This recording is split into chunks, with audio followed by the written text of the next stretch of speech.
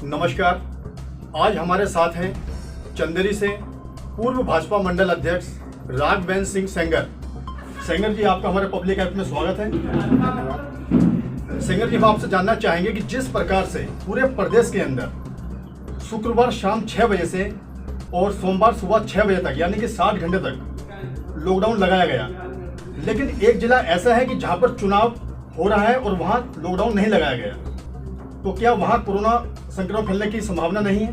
ये बात मैं आपसे स्पष्ट कर देना चाहता हूँ जी कि ये किसी पार्टीगत बात नहीं है। कोरोना महामारी वैश्विक महामारी है और पूरा विश्व से लड़ रहा है। सबसे पहले आपको इस बात को समझना होगा। जी जी। और कोई भी सरकार ये नहीं चाहती कि हमारे क्षेत्र का या हमारे देश का या हमारे राज्य का कोई व्यापारी परेशान हो, जनता परेशान हो, किसान परेशान हो, मजदूर भाई परेशान हो। जी। मगर परिस्थितियां एक ऐसी महामारी काल में ऐसी आई हैं और ये काम निर्वाचन आयोग द्वारा पूर्ण रूप से कर दिए गए थे। उस समय स्थिति क्या थी आप भी जानते हैं। उस समय कोरोना काबू में था जब ये घटना हुई है और ये परिस्थितियां बनी हैं। इसीलिए दमोह में आज अगर चुनाव को तो आप छोड़ नहीं सकते। ये भी एक प्रक्रिया है, चुनाव संवैधानिक प्रक्रिया है, लोकतांत्रिक प्रक्रिया है, तो उसको तो पूरा करना ही पड़ता है। और मैं तो इस बात को कहता हूँ, जिस तरह से आप लोग पूरे क्षेत्र को, एक बात मैं सोशल मीडिया पे भी देख रहा हूँ, हर जगह देख रहा हूँ कि हम लोग हमेशा, आप लोग चर्चा एक ही करते हैं कि दमोह में लॉकडाउन नहीं लगाया, हमारे यहाँ लगाया। सेंगर जी, देखिए बड़ा विषय है ना, जनता तो कहेगी, तो प्रदेश की जनता तो कहेगी। तो क्या जनता इतनी समझदार नहीं है कि, या दमोह की जनता को ये सोचना चाहिए कि अगर पूरे देश में या पूरे मध्य प्रदेश में लॉकडाउन लगाया जा रहा है तो स्थिति कहीं ना कहीं तो भयावह है, परंतु प्रक्रियाओं को देखते हुए, संवैधानिक व्यवस्थाओं को देखते हुए वहाँ का चुनाव कराना अनिवार्य है, इसलिए वहाँ चुनाव हो रहा है। सेंगर जी, जैसे कि देखा जा रहा है कि कई जगहों पे हमने खुद देखा है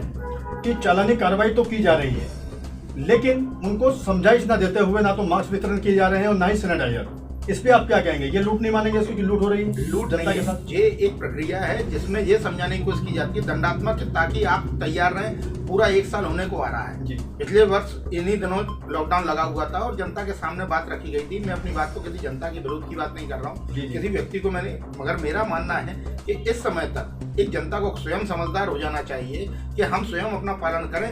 कहीं उन पर अर्थदंड लगाकर, अगर उन्हें समझाइश देकर या दबाव डालकर उन्हें समझाया जा सकता है, तो प्रशासन की यही व्यवस्था होती है कि वो कोशिश करता है कि थोड़ा बहुत अगर व्यक्ति को भय होगा तो वो शायद काम करेगा। जैसा कि शहर की जनता में देखा जा रहा है कि उनको लगता है कि दमोह में जो चुनाव हो रहे हैं वो चुनाव खत्म होने के बाद यानी 17 तारीख के बाद दोबारा से लॉकडाउन लगने की संभावना है पूरे प्रदेश के अंदर। जी नहीं, आपने कुछ दिन पहले अभी देखा होगा कि हमारे यहाँ जब शुक्रवार से सोमवार तक का लॉकडाउन लगा था, इसके बाद सोमवार को खबरें आ रही थी गुना में लॉकडाउन लगाया जा रहा है। हमारे अशोकनगर माननीय कलेक्टर महोदय द्वारा भी जब मीटिंग ली गई उसके बाद प्रस्ताव भेजा गया था कि लॉकडाउन को बढ़ाना, मगर जब इतने रोगी नहीं मिले तो लॉकडाउन नहीं लगाया गया। सीधी सी बात है, जैसी परिस्थितियां होंगी वैसी ही सरकारें निर्णय लेती हैं भाई। इस चीज को जनता को भी समझना होगा, व्यापारियों को समझना होगा कि हम लोग भीड़ में ना जाएं, हम लोग मास्क का उपयोग करें, सैनिटाइजर का उपयोग करें। आज आपकी व्यवस्थाएं हैं, वो काम हम थोड़ी सी दूरी रह के बाद में भी कर सकते हैं, भीड़ के बाद भी कर सकते हैं, और आवश्यक वस्तुओं के लिए आए, फालतू ना घूमें,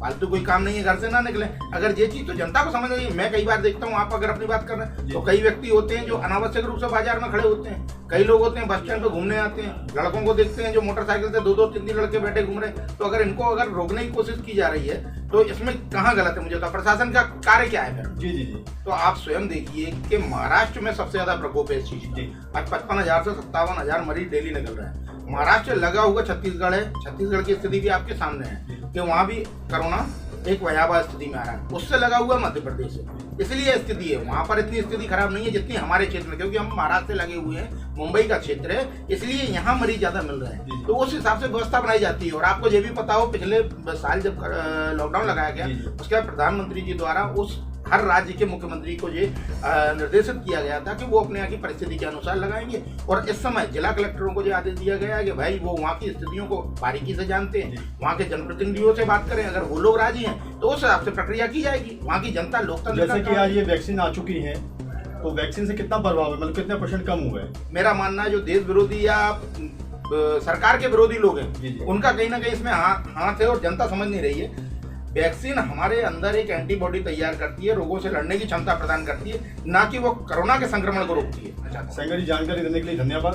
बहुत बहुत आपने मुझे आपके स्टूडियो में बुलाया, चंदेरी हलचल और पब्लिक ऐप, मैं दोनों को बहुत बहुत धन्यवाद देता हूँ कि आपने मुझे